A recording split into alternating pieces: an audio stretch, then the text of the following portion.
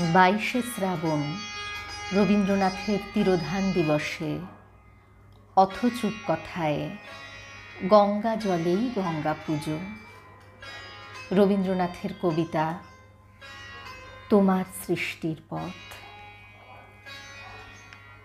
তোমার সৃষ্টির পথ রেখেছ আকীর্ণ করে বিচিত্র ছলনা জালে, হে ছলনাময়ী।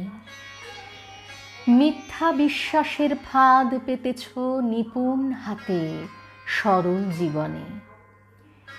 এই প্রবঞ্চনা দিয়ে মহত্বেরে করেছ চিহ্নিত, তার তরে রাখনি গোপন রাত্রি।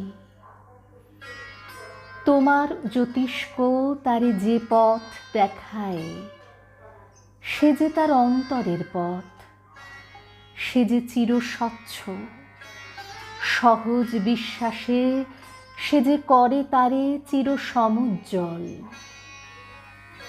বাহিরে কুটিল হোক, অন্তরে সে ঋজু, এই নিয়ে তাহার গৌরব।